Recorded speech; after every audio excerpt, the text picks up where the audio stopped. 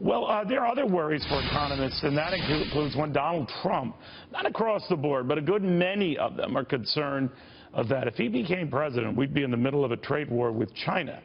Some would welcome that development. Others are worried about the unpredictability after that. Steve Cortes is the police founder and, of course, a guy who looks at all these developments closely.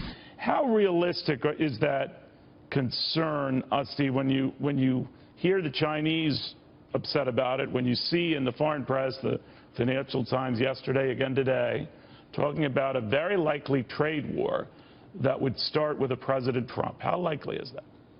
Right.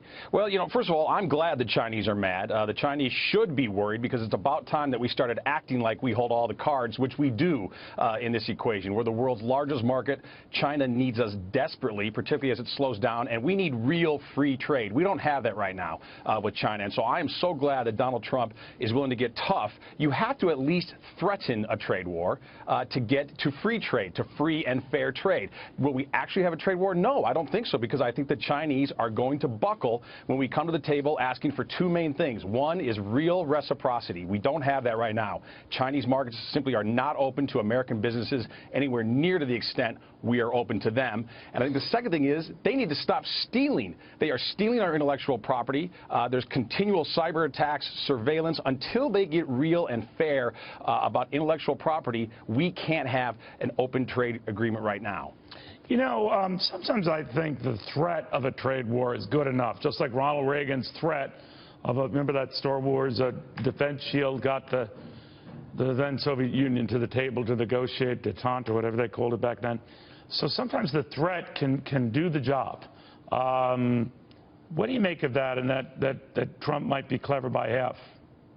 Right. No, and I think it's exactly that. Look, this is one of the reasons why having an entrepreneur like Donald Trump in the White House, I think, is going to be so effective, someone who knows the art of the deal. Often you have to throw out, at least in the initial stages of a negotiation, some pretty almost disastrous consequences for the other side, and then we dial back from there. So the Chinese cannot even remotely afford to have a trade war with the United States, and because of that, I believe that they are going to come around to a fair and balanced trade agreement and trade relationship, which we just don't have right now. By the way, Steve, we've got the fair and balanced thing, so don't refer to that as trade deals. But I that's right, just like Fox. And I think, too, we need to have something. We can't just have the carrot. There has to also be the stick. We need to realize that this is almost a parent-child relationship, and we've got a child that we're unwilling to discipline, a child that is stealing from us. Well, we've always been on defense with them, right? We figured that, you know, we need them more than they need us, and they own so much of our debt, and we're always afraid to say no.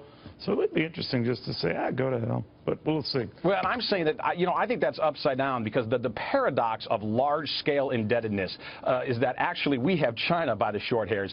You know, if I owe you $100, Neil, I have a problem. If I owe you $10 million, you have a problem. And that is the seat that the Chinese presently occupy. And unfortunately, yes, we're wary and scared of them when we shouldn't be. And we need to crack down on their corruption and what they're doing to us in intellectual property. I can't emphasize enough. Trade secrets, software. You know, the level of corruption in China would make a Chicago alderman blush, but there is something we can do about it. Well, it's interesting. That's a play, by the way, your earlier line there of a Donald Trump line. When you owe a little bit of money, the bank owns you. When you owe them a lot of money, you own the bank. So maybe that's just the type of guy you need to negotiate. We'll see. Steve, thank you so much. Good having you again.